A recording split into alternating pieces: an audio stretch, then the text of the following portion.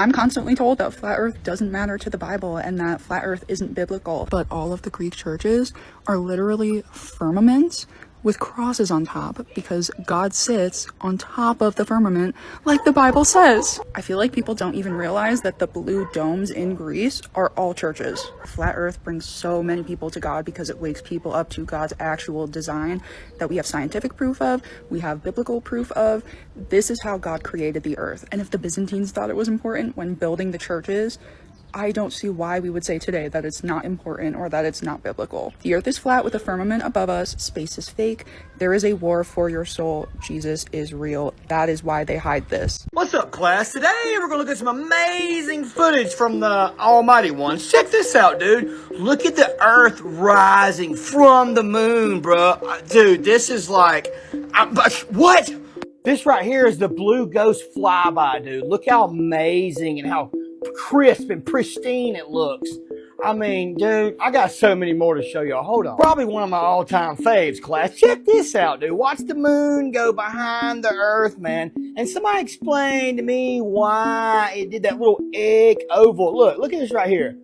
What, if that's a solid object, what's causing it to do this? No, I'm not joking, okay? Watch the video. I mean, whenever you see pictures like this, really and truly, man, do you see it and you go, oh my goodness, they were out there in outer space and they snapped a picture, man. This is like, holy smokes. Or are you like, wait a second, that doesn't look very real, but this right here looks real. Look right here at all the little cloud formations. Look at this right here. This is the blue marble of 2002. NASA fanboy, yeah, that's a lot of y'all in the comments anyway. I mean, just look at these right here. You know, I already know y'all are gonna get in the comments, y'all are gonna talk all this smack because you won't even watch the video. You won't even make it this far, and your excuse is gonna be, oh, well, just come on, man. God gave us 2 ears and, wait, what's it again? Yeah, you get the point, man. Ugh. Now this don't make no sense. The Earth's core is the innermost geological layer, composed of a solid inner core and a liquid outer core. It's primarily made of iron, nickel, and is incredibly hot, even hotter than the sun's surface. But when you go into the ocean and the further down you go, the water gets cold. Why isn't the Earth's core warming up the water like soup in a pot? And I heard that we get our heat from the sun. That can't possibly be right. So the mainstream narrative says that our sun hits the ozone layer. It's absorbed by the surface at 50%, 30% is reflected, and 20% is absorbed. But these men are on the mountain, freezing to death, brother. That don't make no sense. How are these men at the highest point on Earth, but it's the coldest? I mean, come on, brother. How can the heat travel through space, but space is still cold? Come on, brother. This is an official NASA video of nightlife on Mars, guys. Look at this. Do you guys buy? Why aren't the stars twinkling? When you go outside and you look at the stars, they twinkle in the night sky. They are completely, look at it, look at that right there. They couldn't even put the effort in to make them twinkle and shimmer. This is obvious. Like, who's buying this? Like, put in the comments if you think that this is real. Look at this. The stars are not twinkling at, come on, guys.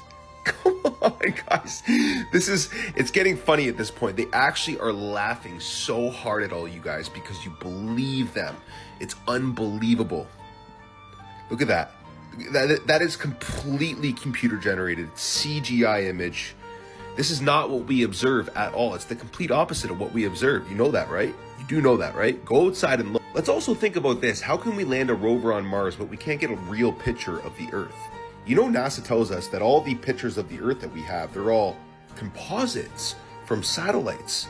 So how can we land a rover on Mars, but we can't take a photo of the Earth? Why is there no 24-hour time lapse of the Earth spinning at 1,000 miles per hour? Why isn't that a thing if we're on Mars with a rover? Riddle me that, globies. Peace and love. I was just curious, like a curiosity rover on Mars. I decided to go on Google to Google the image of a circular flat object taken with a fisheye lens. Now, this is what they show you as our planet Earth. I will show you the image, what it will look like. Okay, this is the image of a flat object taken with a fisheye lens. That was the prompt I gave to Google. I'm going to prove it to you. Okay, now read here. Image of a flat circular object taken with fisheye lens. Look at the result. Did you see your spinning ball? Did you see your spinning ball from space? Okay, let me zoom this spinning ball for you to see what they've been showing you that you are living on. A flat circular object. It come out to be like a spinning ball. This is the one NASA shows us. Of course, you can see it is from them. The one they show us, that it is where you live. A flat circular object taken with a fisheye. That's what NASA is showing us. A flat circular object taken with a fisheye. Flat circular object taken with a fisheye. It turned out to be like a ball, a sphere. So this is exactly what they've been using to deceive all of us in the name that we are living on a spinning ball. So this is not a spinning ball. It is a flat circular object taken with a fisheye lens camera. Now let me show you the fisheye lens.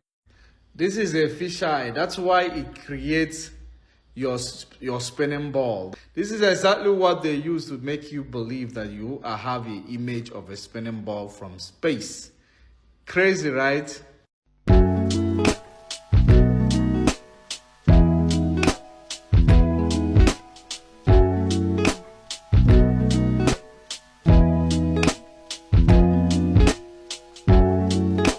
Thunder is ultimate proof that we live under God's firmament dome.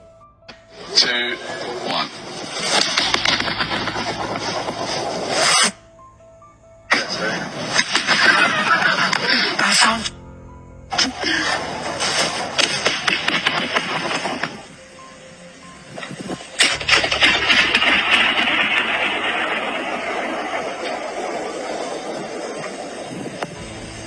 Now compare that to actual thunder and lightning.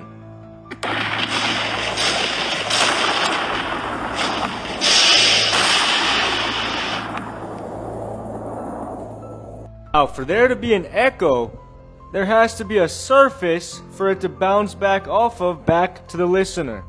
That surface is the firmament.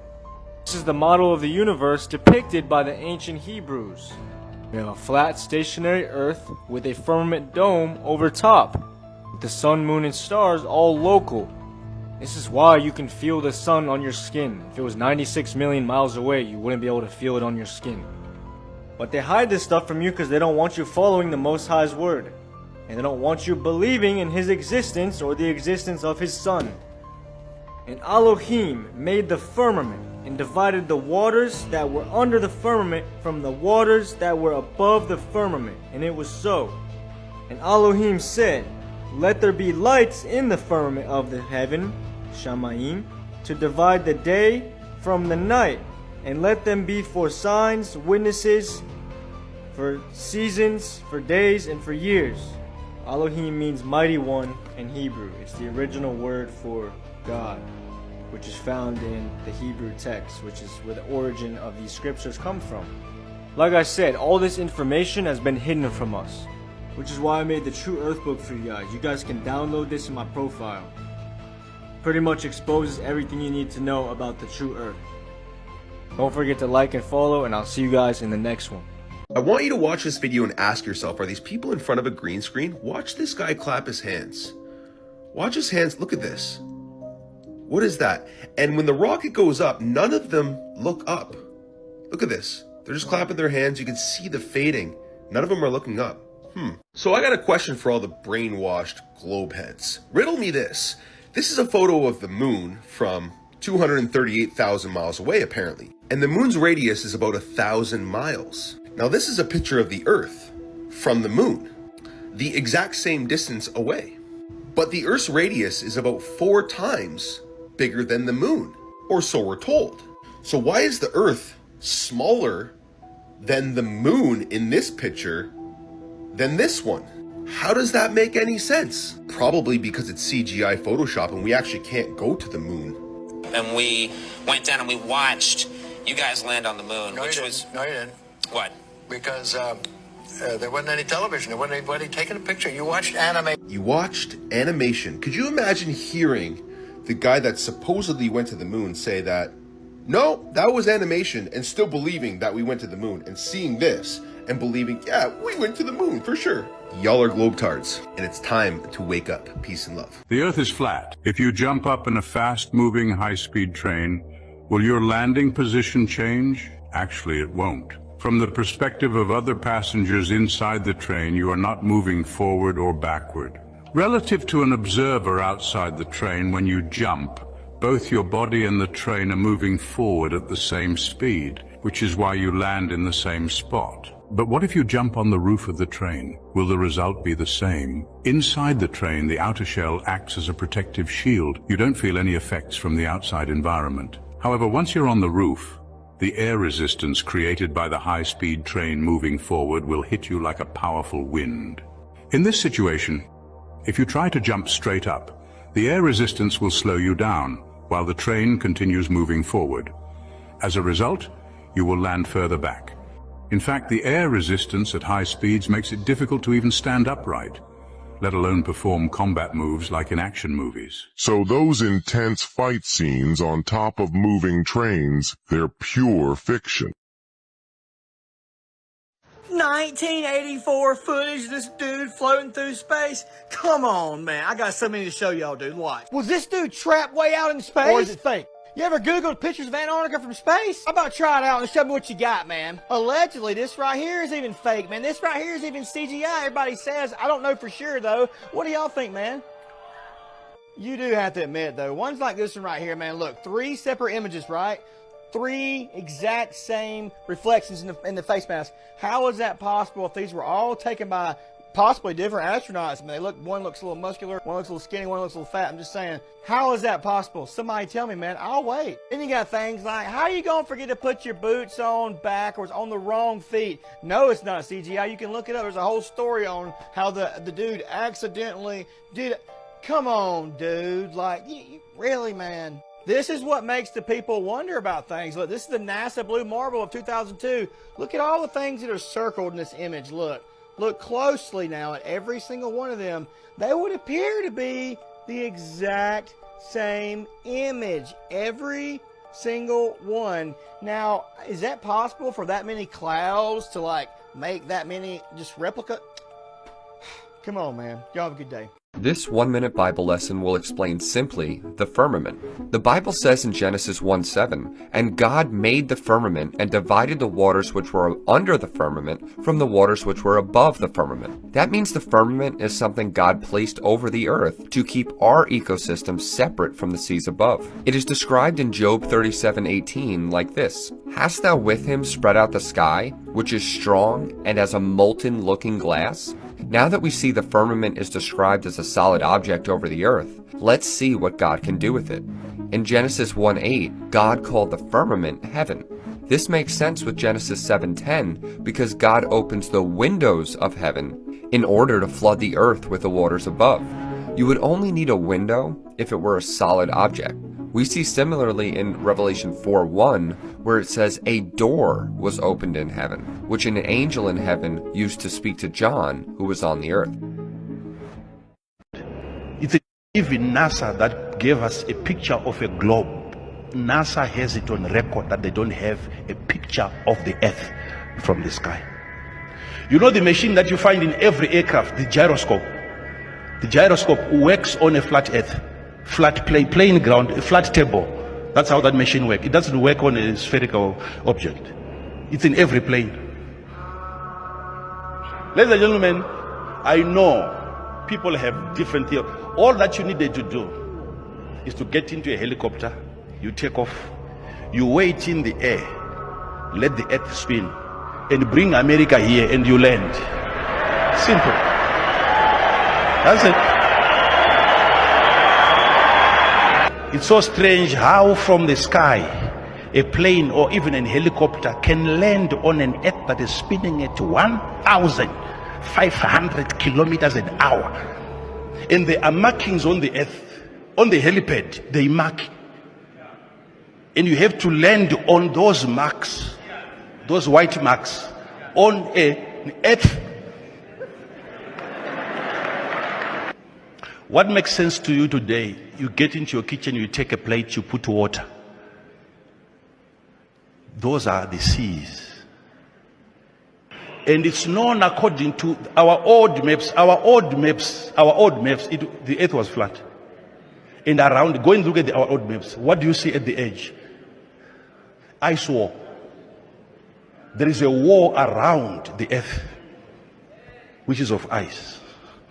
And that's the highest point. It's not even Mount Everest. That's the highest point around the earth, which keeps the water inside. That's the only way you can get to the end, is the water in a plate. These countries are simply islands. But how come they don't fly past? Okay, you are good researchers. Okay, go and look for Antarctic Treaty. Antarctic Treaty. In 1959, there was an agreement where 53 most powerful countries signed an agreement that we will not allow humans to explore beyond the Antarctica.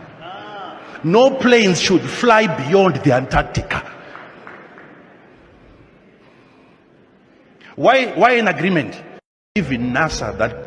Guys, this destroys the globe totally, because if the moon was actually here on 19th of August up till 1:45 p.m., starting from the east in the morning until 1:45 p.m. Now let's go to the top of the globe, the most western top of the globe, which is the northwest.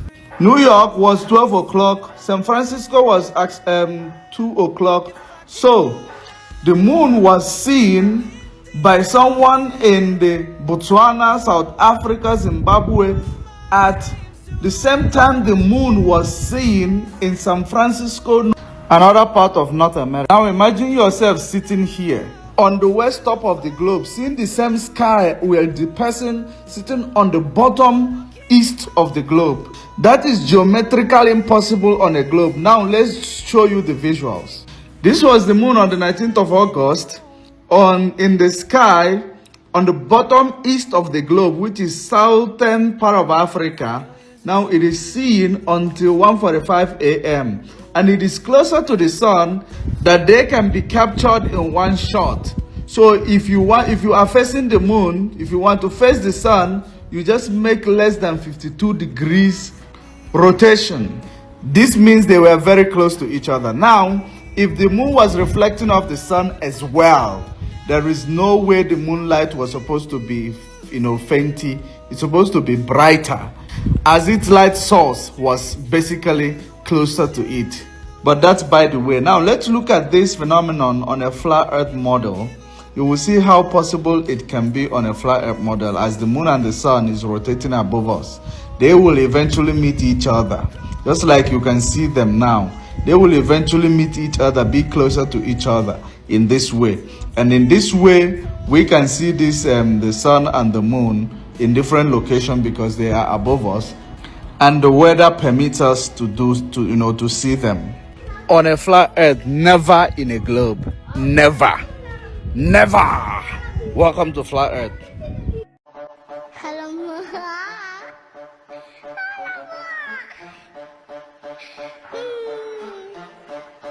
aku ada brand, aku tak ada rem, aku ada lobeng macam ada gun, aku ada rival, aku ada enemy, dia nak beef, aku bagi sekali ban, aku ada hit, dia nak lagi, korang nak skirt, aku ada key, aku lotek kepala abisi, apa pun aku gila macam aku Bruce Lee, kalau baraku baik, aku mandor. The flat Earth map dates back over 1,000 years.